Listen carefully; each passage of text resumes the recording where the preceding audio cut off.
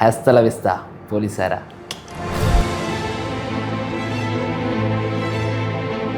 ബാലസാഗറിനെ പറ്റി പറയുകയാണെങ്കിൽ നമ്മുടെ ലോക സിനിമയിൽ നമ്മുടെ ടൊവിനോയുടെ കൂടെ കോമ്പിനേഷനിൽ വരുന്ന ഒരു പോലീസുകാരനെ ആരും മറന്നിട്ടുണ്ടാവില്ലല്ലോ. ഈ ക്യാരക്ടറിലേക്ക് സെലക്ട് ആയപ്പോഴും അറിഞ്ഞില്ലേ ടൊവിനോടൊപ്പമാണ് മെയിൻ കോമ്പിനേഷൻ വരുന്നത്? ശരിക്കും സത്യസന്ധമായിട്ട് പറയുകയാണെങ്കിൽ മൂവി ഞാൻ ഫസ്റ്റ് ഡേ പോയി കണ്ടപ്പോഴാണ് ആ മൂവിയുടെ സ്റ്റോറി അറിയുന്നത്. അതായത് എൻ്റെ സീനിന് തൊട്ട് മുമ്പുള്ള കഥയും അതിന് ശേഷമുള്ള കഥയും എൻ്റെ ക്യാരക്ടർ എന്തിനായിരുന്നു എന്ന് പോലും ഞാൻ അന്നേരമാണ് അറിയുന്നത്. ഷൂട്ട് ഡേയിൽ വന്നിട്ട് എനിക്ക് നൈറ്റ് ആയിരുന്നു ഫസ്റ്റ് സീൻ. അപ്പോൾ മേക്കപ്പ് ആർട്ടിസ്റ്റിൻ്റെ അടുത്ത് കൊണ്ടുപോയിട്ട് എൻ്റെ അടുത്ത് പറഞ്ഞു മേക്കപ്പ് ചെയ്യാൻ പറഞ്ഞു. ആ ചേട്ടൻ വന്നിട്ട് എൻ്റെ അടുത്ത് ചേട്ടാ ഏത് ക്യാരക്ടർ? ഞാൻ പോലീസ് ക്യാരക്ടർ. ആ ചേട്ടൻ എന്നെ ഇങ്ങനെ നോക്കിയിട്ട് ചേട്ടനോ പോലീസിന്റെ ലുക്കില്ല. ഇതില് കാസ്റ്റിനും ക്രൂവിനും ഒന്നും അറിയാത്ത ഒരു കാര്യം കൂടെ ചെയ്തിട്ടാണ് ബാലു ഇവിടെ ഇരിക്കുന്നത്.